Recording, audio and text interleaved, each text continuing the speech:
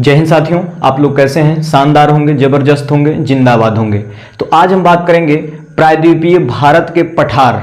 इसके पहले वाली क्लासेस में हमने चर्चा किया था प्रायद्वीपीय भारत का पठार, जो कि मैंने कुछ पर्वतों के बारे में बताया था। आज हम बात करेंगे पश्चिमी घाट। 3 पर्वतों के बारे में हमने चर्चा कर लिया था और आज हम प्रायद्वीपीय भारत के पठार की दूसरी क्लास है, जिसमें हम आज चर्चा करेंगे पश्चिमी घाट। ठीक है, पश्चिमी घाट हेडिंग डालेंगे आप, पश्चिमी घाट।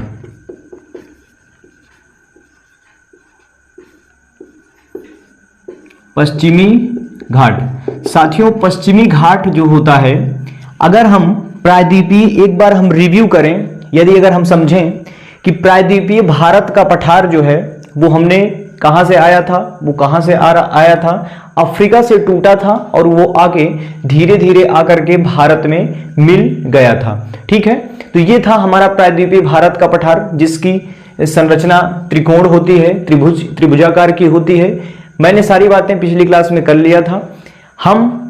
ये जो हम पश्चिमी घाट पढ़ने जा रहे हैं, ये हमारी प्रायद्वीपीय भारत के पठार की, एक प्रकार से कहें कि प्रायद्वीपीय भारत के पठार में जो भी टूट करके अफ्रीका से आए थे, जिस प्रकार के पर्वत थे, किस प्रकार के थे, तो हम उन पर्वतों के मतलब अपने प्रायद्वीपीय भारत के पठार के अंदर की बातें कर रहे हैं कि अंदर क्या क्या चीजें थी और क्या क्या चीजें वहां से टूट करके आने पर हमको यहाँ पर क्या क्या चीजें प्राप्त हुई। ठीक है, तो आज हम बात करने वाले हैं पश्चिमी घाट। देखिए, पश्चिमी घाट की बात करें साथियों, तो पश्चिमी घाट एक प्रकार से ये भारत में क्या है कि भारत में सबसे लंबा मिलने वाला पर्वत है। पश्चिमी घाट की बात करें, देखिए पश्चिमी घाट इसका नाम क्यों पड़ गया? पश्चिमी घाट ये हमारा ये वाला भाग है, किधर का? पश्चिम वाला भाग है, ये पश्चिम वाला भाग है और ये पूर्व वाला भाग है। ठीक है, इस प्रकार से हमारा ये भारत था, इस प्रकार से ये हमारी पठारी है और पठार था। यहां पर हमारा इस प्रकार से ये मिला और ये हमारा क्या था? ये एक प्रकार से पठार था। ठीक है, तो क्या हुआ कि पश्चिमी घाट जो था ये हमारा इधर की हम बातें करेंगे, किधर की? इस वाले भाग की हम बात करेंगे, पूर्वी घाट की भी बात करेंगे।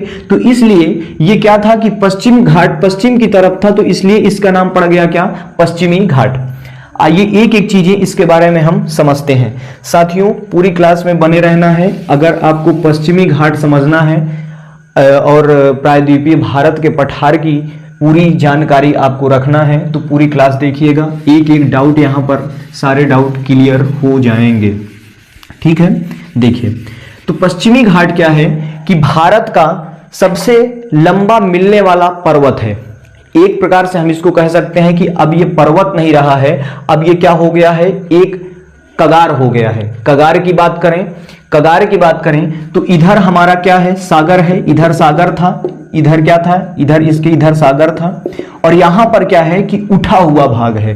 क्या है? उठा हुआ भाग है, जिससे कि यहां पर क्या है कि एक प्रकार से कगार के तरह का बन गया है, जिससे हम इसको कह सकते हैं कि यह एक कगारनुमा संरचना है। ठीक है, क्या है? कगारनुमा संरचना है। आइए पॉइंट से हम बात करेंगे। पॉइंट लिखेंगे आप। पहला पॉइंट लिखेंगे, भारत में सबसे लंबा मिलने वाला पर्वत है। देखिए, भारत में सबसे लंबा मिलने वाला पर्वत है। पर्वत, इसको पर्वत ना कहकर हम इसको कहेंगे कगार है। क्या है? कगार है। पर्वत भी कह सकते हैं। पहले ये एक प्रकार से क्या था? पर्वत ही था, मतलब कि पर्वत ही था, जिससे कि अब ये धीरे धीरे अवशिष्ट होते होते ये एक प्रकार से कगारनुमा संरचना धारण कर लिया है। पहले इसको हम लिखेंगे पर्वत, मिलने वाला पर्वत है। ठीक है, पर्वत है। देखिए, एक बात यहां से आपकी ओर क्लियर कर दूं मैं कि यहां पर आपके क्वेश्चन उठ रहे होंगे कि भाई साहब हिमालय भी तो है। हिमालय बिल्कुल है, लेकिन साथियों भारत में केवल यही एक ऐसा पर्वत है जो पूर्ण रूप से कहां पर है? भारत में है। और हिमालय जो है वो अलग अलग देशों में फैला हुआ है। अलग अलग देशों की बात करें तो जैसे हमारे देश में जम्मू कश्मीर से होकर के जाता है, उधर नेपाल, भूटान और तिब्बत के पठार तरफ चला जाता है, तो इस प्रकार से ये फैला हुआ है। ठीक है, तो म्यांमार में भी हिमालय फैला हुआ है। इस प्रकार से मतलब वो अलग अलग देशों में फैला हुआ है। लेकिन जो ये भारत का पश्चिमी घाट है, ये जो है कि पूर्ण रूप से कहां पर है, भारत में ही स्थित है। मतलब कि अगर बात आएगी कि भारत में मिलने वाला सबसे लंबा पर्वत कौन सा है या कगार कौन सा है, तो आप लिखेंगे कि पश्चिमी घाट। क्या लिखेंगे? पश्चिमी घाट जो है ये पूर्ण रूप से कहां पर है, भारत में स्थित है और ये सबसे लंबा पर्वत है।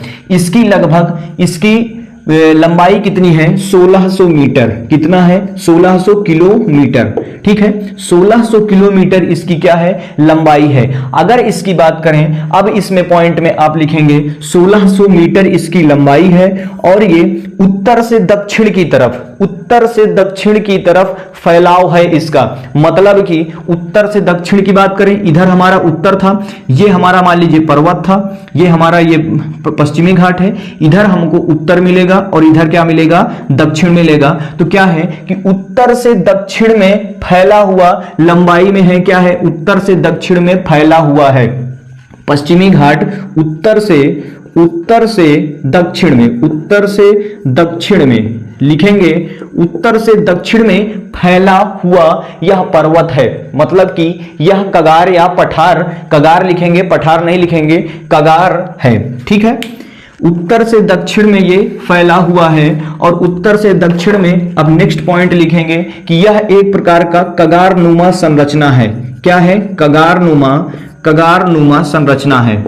कगारनुमा संरचना है मतलब अब ये धीरे धीरे क्या हो चुका है, अवशिष्ट हो चुका है। अब इसको हम कहेंगे कि यह क्या हो चुका है, कगार हो चुका है। मतलब कगार टाइप का बना हुआ है, उसके बगल में हमको सागर देखने को मिल जाता है। ठीक है, अब हम बात करें कि इसकी सबसे ऊंची पर्वत चोटी कौन सी है। पश्चिमी घाट की सबसे ऊंची पर्वत चोटी अन्नामुड़ी है। क्या है? अन्नामुड़ी है, जो अन्नामलाई की पहाड़ियों पर स्थित है। अन्नामुड़ी इसकी सबसे ऊंची चोटी है। अन्नामुड़ी सबसे ऊंची चोटी है। अन्नामुड़ी सबसे ऊंची चोटी है। इस प्रकार से आप नोट्स बनाते चलेंगे। सबसे ऊंची चोटी है, ऊंची चोटी है। ये कहां पर है, किस पर्वत पर स्थित है? तो अन्नामलाई की पहाड़ियों पर स्थित है। अन्नामलाई पहाड़ी, अन्नामलाई की पहाड़ी पर स्थित है। मैंने अन्नामलाई इसकी पिछली वाली क्लास में सारी बातें डिस्कस किया हुआ है, दर्रे भी मैं पढ़ा दिया हूं। अन्नामलाई की पहाड़ी कहां पर है, अन्नामुड़ी कहां पर है, सारी बातें मैंने पढ़ाया है। लेकिन हम पश्चिमी घाट में ये बातें हम चर्चा करेंगे। दर्रों में मैंने अन्नामलाई की पहाड़ियों के बारे में पूरी क्लास लिया हुआ है। ठीक है, तो ये क्या है कि इसकी सबसे ऊंची चोटी, पश्चिमी घाट की सबसे ऊंची चोटी अन्नामुड़ी है और ये कहां, किस पहाड़ी पर स्थित है? अन्नामलाई की पहाड़ी पर स्थित है। पॉइंट ऐसे आप बना के लिखेंगे। कगार, यह एक प्रकार से कगारनुमा संरचना है। अगर हम बात करें कि इसको विष्णु पुराण में, इसको यही पश्चिमी घाट को विष्णु पुराण में इसको किस नाम से जाना जाता था? सहयाद्री के नाम से इसको विष्णु पुराण में जाना जाता था। मतलब कि विष्णु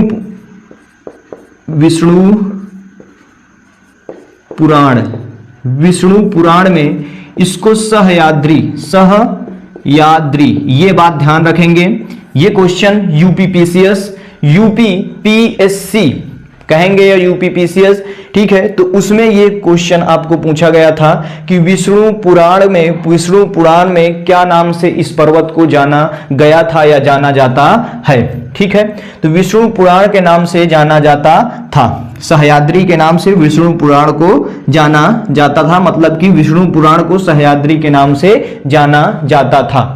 इस प्रकार से आप लिखेंगे अपनी कॉपी में, ठीक है, तो ये पश्चिमी घाट की हम बात कर रहे हैं। ठीक है, और कुछ नहीं लिखेंगे, आप पॉइंट बनाते चलेंगे कि पश्चिमी घाट को विष्णु पुराण में सह्याद्री के नाम से जाना जाता था। ठीक है, इस प्रकार से लिखेंगे। इसकी दूसरी चोटी की अगर हम बात करें, इसकी हम दूसरी चोटी की बात करें तो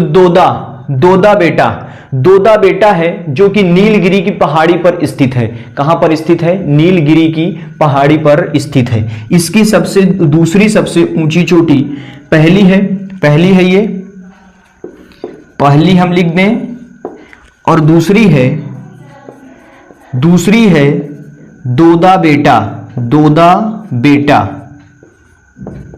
दोदा बेटा जो कि कहां पर है? नीलगिरी की पहाड़ियों पर स्थित है। नीलगिरी की पहाड़ी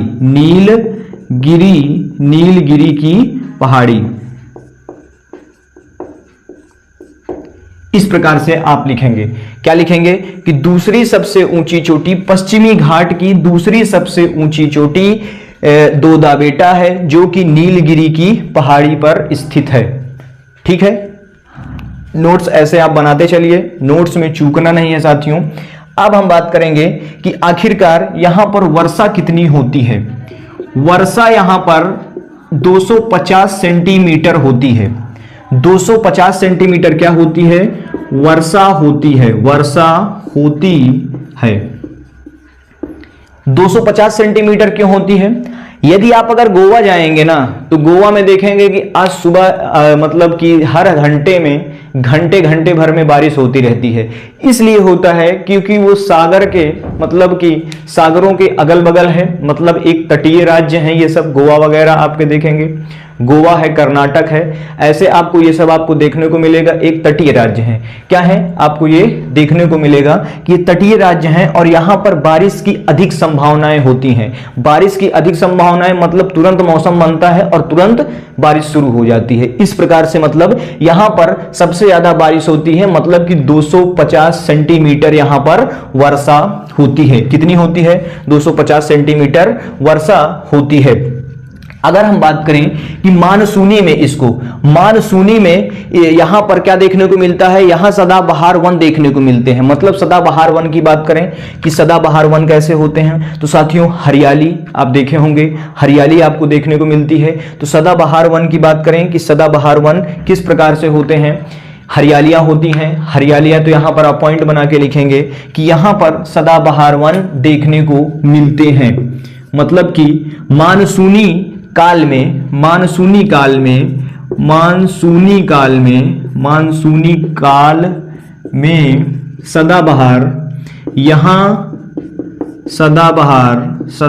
सदाबहार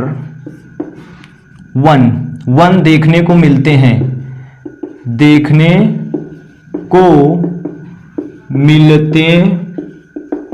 आप अपने भाषा में लिख लीजिएगा, मैं मुंह से जो बोल रहा हूं उस पर आप ध्यान दीजिए। ठीक है,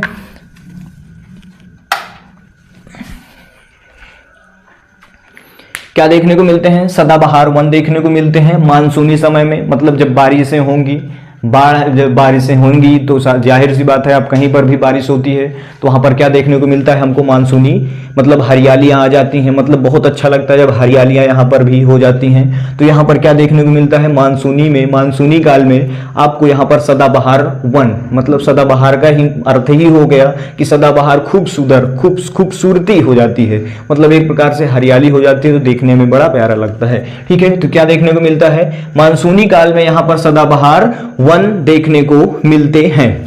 अगर साथियों हम बात करें कि ये पहाड़ी जो है, ये पहाड़ी एक प्रकार से निरंतर पहाड़ी है। मतलब कि इसमें कहीं पर भी काट फाट नहीं है। मतलब काट फाट की बात करें कि यहां पर एक प्रकार से ये पूरी एक उसमें है, लंबा है। ये जो पश्चिमी घाट है ये क्या है कि एक प्रकार से इसमें बीच में कोई काट छांट नहीं है और कुछ ही जगहों पर काट छांट है। क्या है? कुछ ही जगहों पर काट छांट इसमें पाया गया है और इसको देखा गया है। काट छांट देखिए तो वो कौन कौन से काट छांट हैं? जहां जहां से मतलब कि इस पहाड़ी को हम पार किस प्रकार से करेंगे। यदि आप अगर सागर की तरफ चले गए और आपको अगर वापसी आना पड़ा तो इस पहाड़ी को हम पार किस किस जगहों से कर सकते हैं। बीच में आपको कहीं पर भी इस पर काट छांट आपको देखने को नहीं मिलती है। देखिए, तो इसकी प्रमुख काट छाट जो भी यहां से इसको पार करने का जगह है, वो प्रमुख कुछ नाम है, कुछ जगह है जिनसे हम इन पहाड़ियों को पार कर सकते हैं। मतलब कि इन पहाड़ियों को हम इधर से उधर जा सकते हैं। ठीक है, तो पहला है आपका थाल घाट। थाल घाट, थाल घाट बात करें, थाल घाट साथियों आपका एक दर्रा है। कहां है? मुंबई को नासिक से जोड़ने वाला दर्रा है। थाल घाट जो है, इससे हम क्या कर सकते हैं, ऊपर आपको देखने को मिलेगा, ऊपर मतलब कि ये पहाड़ी है, ये निरंतर है, और क्या है कि यहां से आपको ये दर्रा है, इस पर से आपको ये यहां से आप पार कर सकते हैं, और यहां पर आपको पार कर सकते हैं, यहां से आप पार कर सकते हैं, और यहां से आपको पार कर सकते हैं। तो ऐसे मतलब प्रमुख प्रमुख जगह हैं जहां से हम इन पहाड़ियों को लांघ कर मतलब पार करके दूसरी तरफ जा सकते हैं। तो पहला है आपका थाल घाट दर्रा। थाल घाट की बात करें, ये एक प्रकार से दर्रा है, और ये दर्रे में मैंने इसकी चर्चा भी की है। तो ये थाल घाट दर्रा क्या करता है कि मुंबई को, किससे, मुंबई को नासिक से जोड़ता है। किससे जोड़ता है? नासिक से जोड़ता है। नासिक से चेन्नई को जोड़ता है। किससे जोड़ता है? चेन्नई को। मतलब कि मुंबई, नासिक, चेन्नई, MNC, मुंबई, नासिक और चेन्नई। थाल घाट दर्रा मुंबई को नासिक से, मतलब ये आपके दर्रे जो हैं ये आपकी पश्चिमी घाट पहाड़ियों पर स्थित हैं। इस तरह समझिए। इसको मैं रफ कर रहा हूं इधर, इसको आप लिख लीजिए, फिर मैं दूसरा दर्रा बताऊं। ठीक है, स्क्रीनशॉट ले लीजिएगा। आइए इधर रफ करके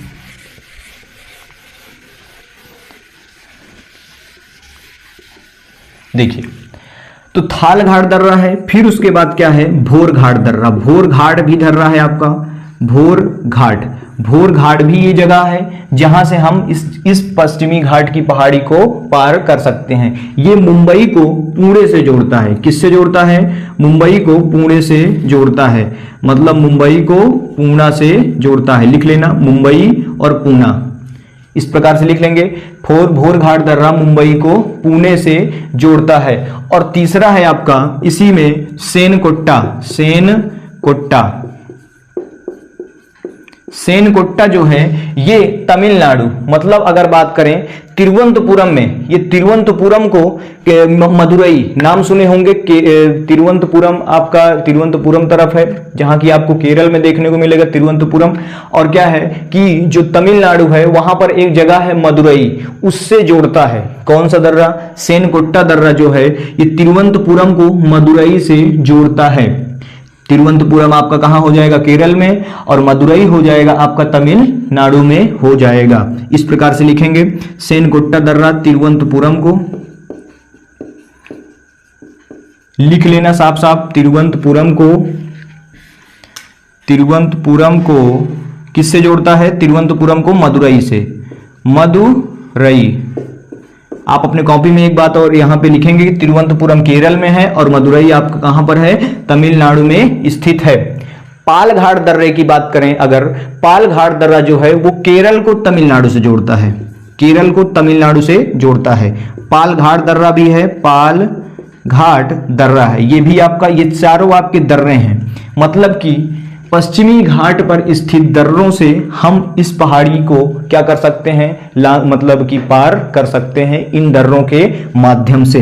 पाल घाट दर्रे से हमको क्या देखने को मिलता है? पाल घाट दर्रे से हमको मतलब कि रेल वगैरह जो जाती हैं केरल से तमिलनाडु जो जाती हैं वहां पर मतलब ये इसी पाल घाट दर्रे से होकर के गुजरती हैं। मतलब राजमार्ग है, राष्ट्रीय राजमार्ग है, उससे ये दर्रा होकर के गुजरता है।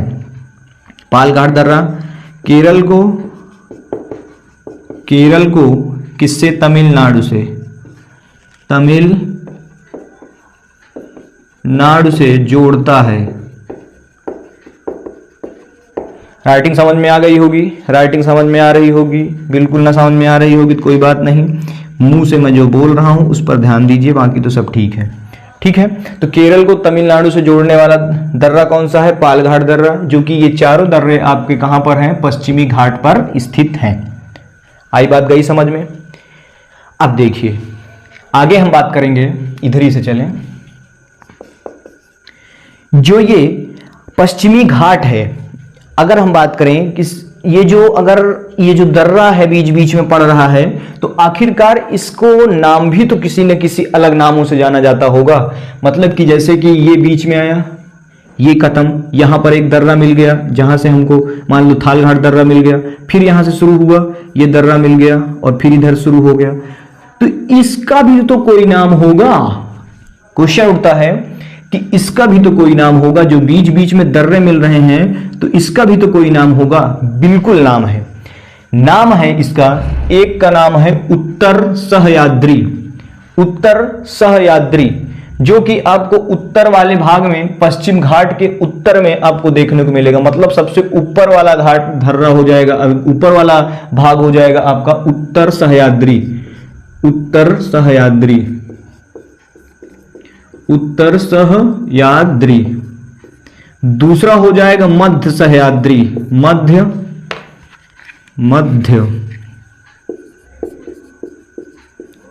सहयाद्री। तीसरा हो जाएगा आपका दक्षिण सहयाद्री। क्या हो जाएगा? दक्षिण सहयाद्री।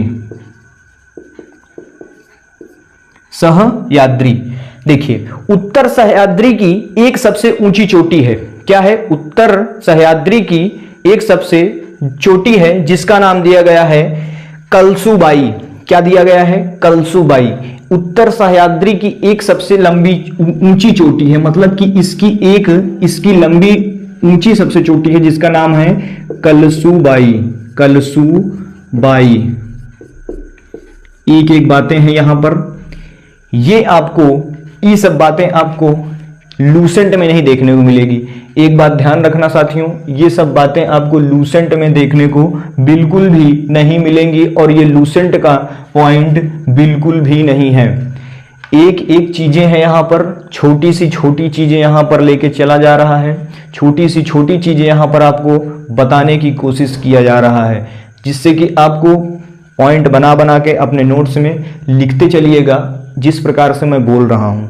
ठीक है, ध्यान रखना।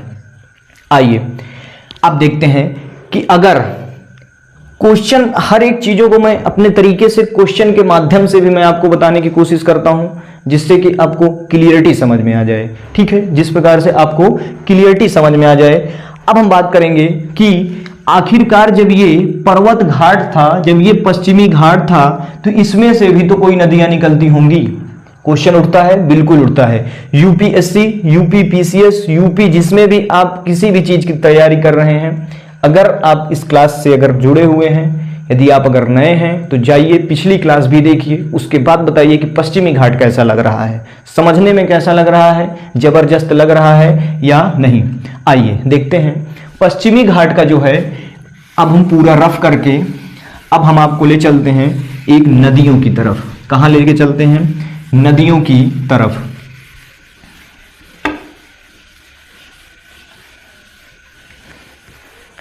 देखिए पश्चिमी घाट से भी तमाम सारी नदियां आपको देखने को मिलेंगी। पश्चिमी घाट है ये, मान लीजिए ये आपका पश्चिमी घाट है, ठीक है, ये पश्चिमी घाट बना हुआ है और यहां से भी काफी नदियां आपको देखने को मिलेंगी, काफी नदियां यहां से भी निकलती हैं। तो इनसे भी काफी नदियां यहां पर निकल करके कहां जाती हैं? ये किस प्रकार से ढाल है? इसका ढाल जो है ये पश्चिम से पूर्व की ओर है। किधर है? पश्चिम से पूर्व की ओर है। क्वेश्चन यहां पर यूपीएससी लेवल का पूछा जाएगा कि दक्षिण भारत की जो नदियां निकलती हैं, दक्षिण भारत मतलब पश्चिमी घाट से जो नदियां निकलती हैं वो कहां पर जाकर के गिरती हैं। मतलब कि उद्गम कहां से होगा और मुहाना कहां पर जाएगा। मतलब कि यह हो गया कि जहां से नदी निकली उसका क्या हुआ? उद्गम हो गया, और जहां पर जाके गिर गई उसका क्या हो गया? मुहाना हो गया। तो देखिए, तो यहां पर काफी नदियां हैं, काफी प्रमुख नदियां हैं जिनका नाम है, जैसे आप नाम लिख लीजिए, प्रमुख नदियां हैं इनकी नाम है, जैसे हो गई आपकी कृष्णा, कावेरी, महानदी, गोदावरी जैसी आदि नदियां हैं, मतलब तमाम नदियां हैं, यहां से क्या होती हैं, निकलती हैं, मतलब कि पश्चिमी घाट से निकलती हैं और वो जा करके कहाँ मिल जाती हैं, पूर्वी घाट में मिल जाती हैं, मतलब पूर्वी घाट की तरफ से होते हुए जाकर के बंगाल की खाड़ी में गिर जाती हैं। इस तरह आप पॉइंट लिखेंगे,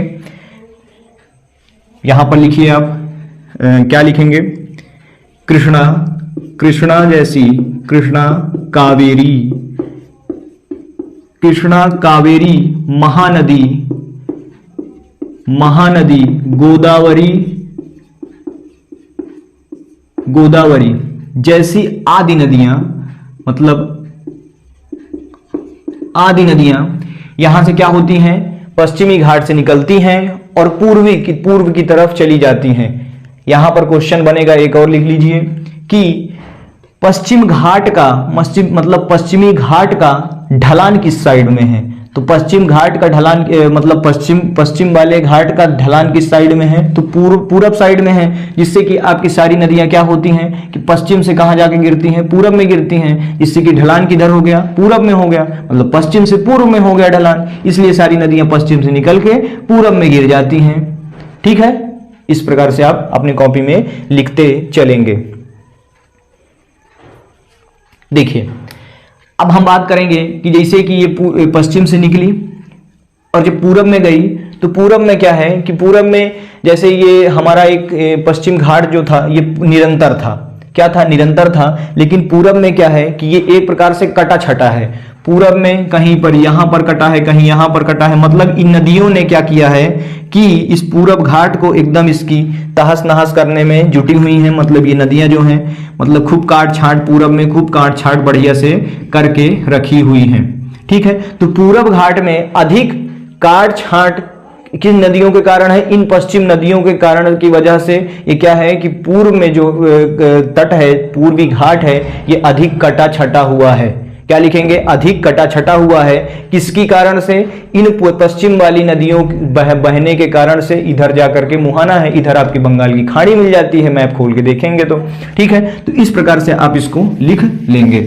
आइए देखते हैं, देखिए पश्चिम घाट की, जहां से पश्चिम घाट शुरू कहां से होता है, अगर मैं बात करूं पश्चिम घाट शुरू कहां से होता है, ये जो घाट है पश्चिम घाट, ये ऊपर से शुरू कहां से होता है, तो यहां पर नदी बहती है तापी। क्या बहती है, तापी नदी बहती है, तापी नदी बहती है, जो कि इसका क्या है, मुहाना है। तापी नदी के मुहाने से कर्नाटक का एक जगह है कैरोरीन, क्या है, कैमोरीन, कैमोरीन नामक एक जगह है, जहां पर आपको कन्याकुमारी में ये देखने को मिलेगा। कहां पर, कन्याकुमारी में ये देखने को मिलेगा, कैमोरीन, कैमोरीन, कन्याकुमारी, कन्याकुमारी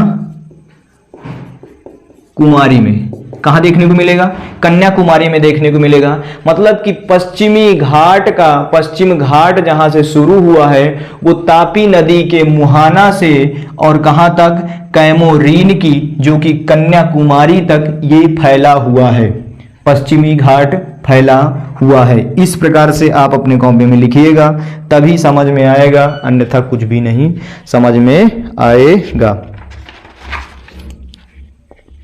आइए देखते हैं कि अब जो है पश्चिमी घाट क्या है, पश्चिमी घाट क्या करता है कि पूर्वी घाट से मिल जाता है, पूर्वी घाट से क्या होता है, मिल जाता है। देखिए किस प्रकार से मिलता है, मैं मिला रहा हूं,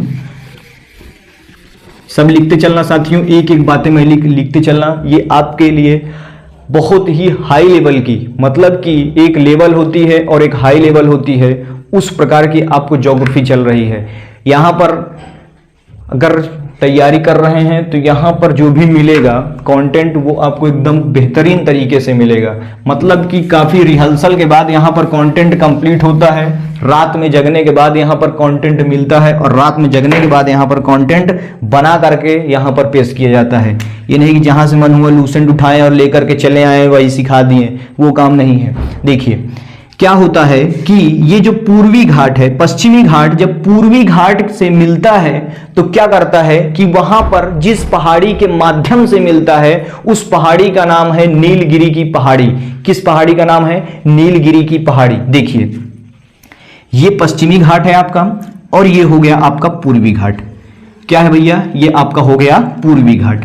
मैं लिख रहा हूं पश्चिमी घाट, पश्चिमी घाट और पूर्वी घाट। क्या? पूर्वी घाट।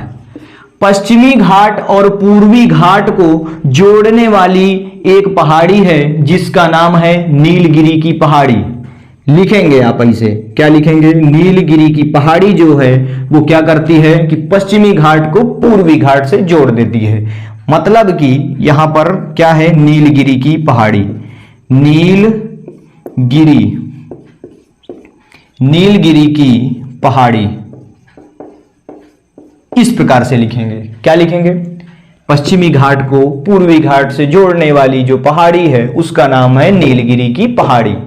ठीक है। अब अगर बात करें कि नीलगिरी पहाड़ी कितने राज्यों से होकर के गुजरती है, मतलब कितने राज्यों से होकर के जाती है, क्वेश्चन बनेगा। बिल्कुल बनेगा, अच्छी बात है, बनेगा। ऐसे ही बनता है, कोई हलवा नहीं है जो खा करके हजम कर जाओगे भाई। तो नीलगिरी की पहाड़ी जो है ये आपको कहां कहां देखने को मिलेगी? कर्नाटक, केरल और तमिलनाडु में देखने को मिलेगी। कहां कहां देखने को मिलेगी? नीलगिरी पहाड़ी का विस्तार लिखेंगे यहां पर।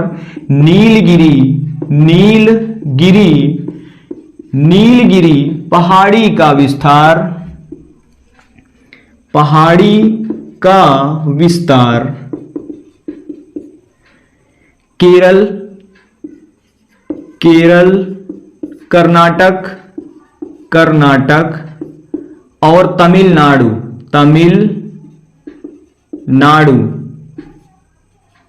कहां कहां? केरल, कर्नाटक और तमिलनाडु में है। इसका कहां कहां विस्तार है? तीन नाम है, केरल, कर्नाटक और तमिलनाडु में इसका विस्तार है। इस प्रकार से लिखेंगे। नीलगिरी की पहाड़ी मैंने अभी बता चुका, जिसका दोदा बेटा, दोदा बेटा इसकी सबसे ऊंची पहाड़ी है। दूसरी सबसे ऊंची पहाड़ी है जो कि पश्चिमी घाट की दूसरी सबसे ऊंची पहाड़ी है, वो तो मैंने बता ही दिया अभी आपको। देखिए अब बात करते हैं कि यहां पर आखिरकार घूमने वाली भी तो जगह होंगी काफी। जब आप घूमने जाते होंगे, घूमने वाली भी जगह होंगी, तो यहां पर ऐसी ऐसी जगह हैं जो कि बहुत जगह हैं। आप गोवा जाएंगे तो भाई गोवा गोवा ही है, गोवा वाले बीच पे। ठीक है, तो गोवा जब आप जाएंगे तो गोवा में तो गोवा है, लेकिन यहां पर नाम सुने होंगे एग्जाम के माध्यम से, क्वेश्चन के माध्यम से, ऊटी। ऊटी आप नाम सुने होंगे, ऊटी आप घूमने जाते होंगे। ऊटी, क्या? ऊटी आप देखने जाएंगे। ऊटी आपका कहां है? यही नीलगिरी पहाड़ी पर स्थित है। और किस राज्य में स्थित है? तमिलनाडु में स्थित है। लिखेंगे ऊटी नीलगिरी की पहाड़ी पर, नीलगिरी, नीलगिरी पहाड़ी पर स्थित है। पहाड़ी पर है, किस राज्य में है? तमिलनाडु में है, तमिलनाडु में है। इस प्रकार से लिखेंगे। क्या लिखेंगे? ऊटी नीलगिरी की पहाड़ी पर स्थित है और तमिलनाडु में स्थित है। ये आपका एक पर्यटन स्थल है, मतलब कि यहां पर आप घूमने जा सकते हैं। एक नाम से और ऊटी को जाना जाता है जो कि एग्जाम की दृष्टि से लिख लीजिए, उटक, उटक मंडल। उटक मंडल के नाम से जाना जाने वाला ऊटी ही है। क्या है? क्वेश्चन आपको यहां से ऐसे बनेगा। क्वेश्चन देखिए कि भाई साहब उटक मंडल कहां पर स्थित है? ऊटी तो नाम आप जानते होंगे, लेकिन उटल मंडल किस पहाड़ी पर स्थित है? तो इस प्रकार से क्वेश्चन बनेगा कि उटक, उटक कहां पर स्थित है और किस पहाड़ी पर स्थित है। दोनों नाम याद रखेंगे। तो नीलगिरी की पहाड़ी पर स्थित है और ये तमिलनाडु में है। ठीक है। अब देखिए पालघाट दर्रा जो है, पालघाट दर्रा तो यही आपका क्या है? पालघाट दर्रा आपका ये क्या था? पश्चिमी घाट का एक दर्रा था, जिससे कि यह क्या करता है? नीलगिरी की पहाड़ी के दक्षिण में पालघाट दर्रा स्थित है। क्या लिखेंगे? किसके उसमें? नीलगिरी की पहाड़ी के नीलगिरी के पहाड़ी के दक्षिण में, नीलगिरी पहाड़ी के दक्षिण में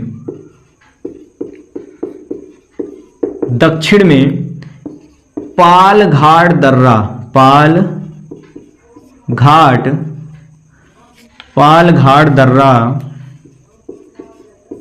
है। इस प्रकार से लिखेंगे कि नीलगिरी की पहाड़ी के दक्षिण में पालघाट दर्रा है और पालघाट दर्रा को पलक्कड़ के नाम से जाना जाता है। पलक्कड़ ई नाम याद रखना। IAS के 2008 के प्री में ये पूछा गया था। क्या पूछा गया था? पलक्कड़ दर्रा किसको कहते हैं, या पालघाट दर्रा किस और नाम से जाना जाता है। इस प्रकार से क्वेश्चन आया था, लेकिन 2008 में पूछा गया था कि पलक्कड़ दर्रा कौन सा दर्रा है, मतलब किसका नाम है। ठीक है, तो इस प्रकार से ये पूछा जाएगा। तो पलक्कड़ दर्रा ध्यान रखना पालघाट दर्रे का ही एक नाम है। इसको गैप कह सकते हैं, दर्रे को गैप कह सकते हैं। पालघाट गैप, पलक्कड़ गैप, पालघाट दर्रा कहें या गैप कहें, मतलब कुछ भी कहें, मन है आपका, बस लिखते चलिएगा। मतलब पालघाट पलक्कड़ दर्रा। तो ये हो गया आपका पश्चिमी घाट का काम खत्म। यहां पर हम इसको श्रद्धांजलि देते हैं और पश्चिमी घाट को हम यहीं पर खत्म करते हैं। ठीक है, तो आज काफी लंबी क्लास हो गई है। पश्चिमी घाट जो कि बहुत ही इंपॉर्टेंट क्लास थी। क्या थी? बहुत ही इंपॉर्टेंट क्लास थी। जो कि साथियों माफी चाहूंगा कि आज मुझको कहीं जाना है, इसलिए मैं आज यहीं तक क्लास ले पा रहा हूं। नेक्स्ट क्लास में आज हम इस टॉपिक के बारे में बात कर लिए हैं। नेक्स्ट क्लास में हम इससे बेहतरीन टॉपिक के बारे में चर्चा करेंगे। पूर्वी घाट पढ़ेंगे और भी जो भी घाट हैं सारी घाटों के बारे में घाट को घाट करेंगे। क्या करेंगे? घाट को घाट पे लगाएंगे और पश्चिमी घाट को एक घाट बनाएंगे। ठीक है, ये मतलब प्रायद्वीपीय भारत को एकदम बेहतरीन बना करके चलेंगे। मिलते हैं साथियों नेक्स्ट क्लास में। लूसेंट से कुछ भी नहीं लिया जा रहा है। लूसेंट अगर आप सोच रहे होंगे कि लूसेंट से हम पढ़ लें, लूसेंट से कुछ कर लें, तो लूसेंट से एक भी पॉइंट नहीं है। कुछ ही पॉइंट एक दो हो सकता है आपको मिल जाएं, लेकिन मैं तो कहता हूं आप नोट्स अपनी बनाते चलिए। लूसेंट के भरोसे मत रहिए, क्योंकि क्षणिक सुख होता है। क्या है? क्षणिक सुख मिलता है। पेपर देने जाएंगे, एक दिन पढ़ेंगे और क्या होगा, दूसरे दिन पेपर देने के बाद भूल जाएंगे। तो वो काम नहीं करना है। क्षणिक सुख मतलब पेपर देने के बाद काम खत्म, तो वो काम नहीं करना है हमें। हमको समझते चलना है और इस प्रकार से समझते चलना है। पूरी ज्योग्राफी को मैं एक बेहतर कहानी के रूप में लेके चल रहा हूं। मतलब एक एक पॉइंट आपको उठा उठा करके दिया जा रहा है, एक एक पॉइंट आपको बताया जा रहा है, हर तरीके से समझाया जा रहा है, जितना भी बेहतर होने की तैयारी में हो सकता है। ठीक है, जितना भी कोशिश है पूरी भरपूर लगी हुई है आपके साथ में। मैं पर डे मिलता हूं यूट्यूब पर शानदार जबरदस्त जिंदाबाद के साथ। मिलते हैं साथियों नेक्स्ट वीडियो में। अगर आप चैनल पर नए हैं तो जाइए डिस्क्रिप्शन में, और डिस्क्रिप्शन में लिंक डली हुई है और प्लेलिस्ट भी बनी हुई है इंडियन ज्योग्राफी की। वहां पर जा करके आप सारी एक एक वीडियो वॉच कर लेंगे। आपको बेहतर समझ में आ जाएगा कि ये ज्योग्राफी कुछ नहीं है, हलवा बना के हम लोग खा लेंगे। ठीक है, क्वेश्चन एक भी छूटने नहीं पाएगा। बस आप पॉइंट पर ध्यान दीजिए और बोलने पर ध्यान दीजिए, क्या बोला जा रहा है, और बोर्ड पर ध्यान लगाइए, तब आपको बेहतर समझ में आएगा। वादा करता हूं, चैलेंज करता हूं। चैनल पर नए हैं तो सब्सक्राइब कर लीजिएगा। क्लास पसंद आई हो तो ठीक है, लाइक कर लीजिएगा। शानदार जबरदस्त जिंदाबाद के साथ मिलते हैं साथियों। चैनल को और ग्रो करिए, बढ़ाइए और दूर तक पहुंचाइए, जिससे कि फ्री क्लासेस चल रही हैं। फ्री क्लासेस मैं लेके यूट्यूब पर आ रहा हूं, क्योंकि आपके फ़ायदे के लिए है, ना कि आपके घाटे के लिए है।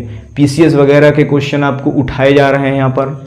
पीसीएस आईएएस तक के क्वेश्चन यहाँ पर आपको उठा उठा करके आप अगर मिलाएंगे इसके पिछले वाली मतलब जो भी क्लासेस मैंने लिया है उससे आप कंपेयर करेंगे कि कहाँ कहाँ से क्वेश्चन किस प्रकार से पूछा जाता है, तो सभी आपको ये पूरी क्लासेस में जो भी मैंने पढ़ा रहा है, जो मैं पढ़ा रहा हूँ, उसमें आपको सारे क्वेश्चन का जवाब मिलता चला जाएगा।